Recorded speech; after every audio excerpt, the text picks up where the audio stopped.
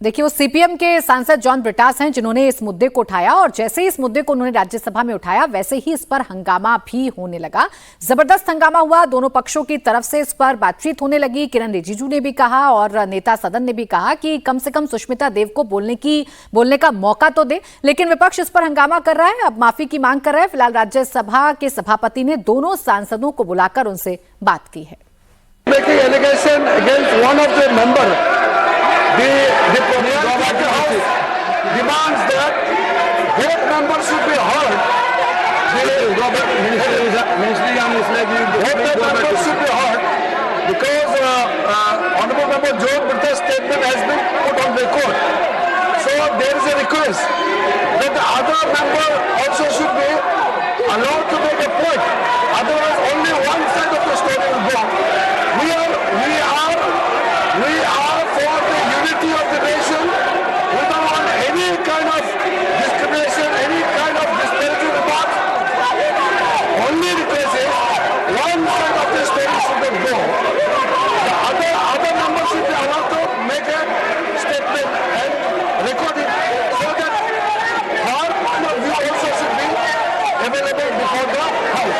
Said, certainly we respect every attire of every state, and we respect, we don't call it lungi, it is dhoti, and we respect it, and we don't subscribe to such statements. But at the same time, what Sushmita Dev has to say, that should be also brought on record, and so please allow Sushmita Dev to speak.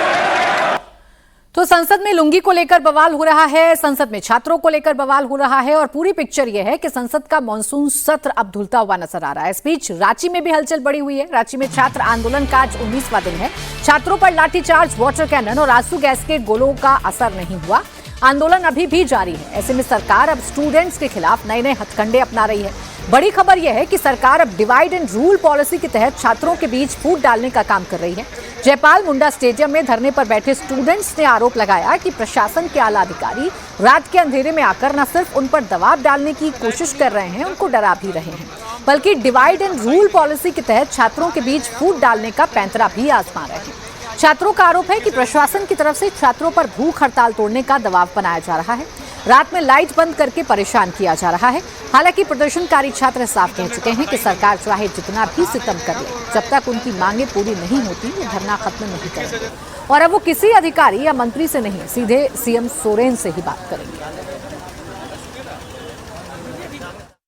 Ranchi के जयपाल मुंडा stadium में छात्र लगातार बैठे हुए हैं। साफ कहना है कि जब तक सरकार सारी मांगे नहीं मानेगी ये लोग अपने आंदोलन को ऐसे ही जारी रखेंगे। आखिरकार देर रात क्या हुआ? देर रात डीसी, एसएसपी, एडीएम यहां पर क्यों पहुंचे?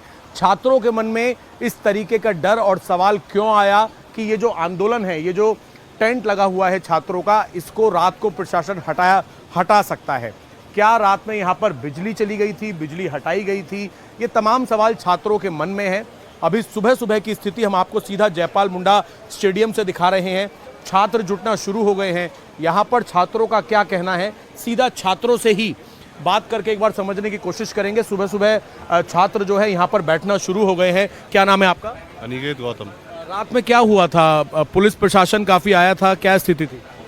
पूरा दल बल के साथ आए थे। जब देखे कि हम लोग का तादाद कम है, सब इधर उधर घूम रहे थे, कोई अपने घर चला गया था, तो उस समय सारा स्ट्रीट लाइट ऑफ कर दिया गया था और पूरा एकदम फोर्स लेके आए थे अपना, ताकि ये करके। और जो एसपी थे वो घूम घूम के सारे बच्चे को, नहीं होता कि स्लो पॉइजनिंग जो करते हैं, धीरे धीरे करके डरा रहे थे।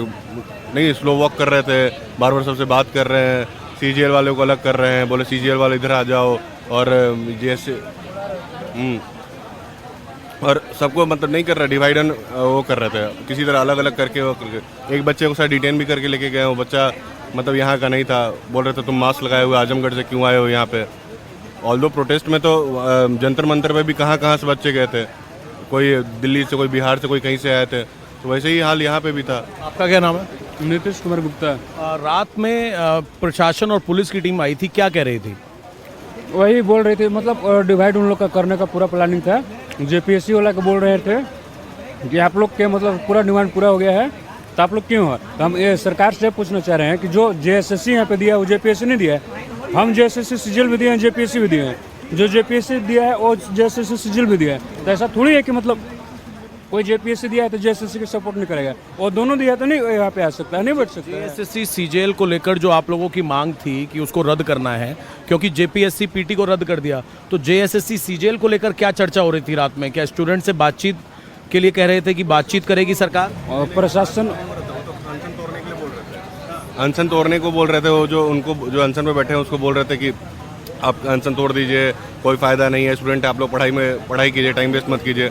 मतलब उनके कहने का मतलब कि 17 दिन से हम लोग टाइम वेस्ट कर रहे हैं, यहाँ पे पढ़ाई करो जाके, यहाँ पे और कोई फ़ायदा नहीं है। रात में स्टूडेंट्स को कहीं ना कहीं ये कहा जा रहा था कि जो भूख हड़ताल पर बैठे हुए हैं वो अपना अनशन तोड़ दें, और अभी की आप स्थिति देखेंगे तो स्टूडेंट्स यहाँ पर सुबह से फिर से जुटना शुरू हो गए हैं, और इनका कहना है कि इनकी जब तक सारी मांगे नहीं मानेंगे लोग बैठे रहेंगे। आपका क्या नाम है? मेरा नाम सचिन कुमार है सर। सचिन, मैं देख रहा हूँ कि रात में यहाँ पर प्रशासन की टीम पहुँची थी, आप लोगों के कॉल भी आ रहे थे, प्रशासन और पुलिस की टीम पहुँची थी। रात में क्या स्थिति थी यहाँ की ग्राउंड की? यहाँ पे डीएम डीसी साहब और एसएसपी साहब आए थे, जायजा लिए यहाँ का। वो सब बोल रहे थे कि आप लोग भूख हड़ताल अधिक करिए,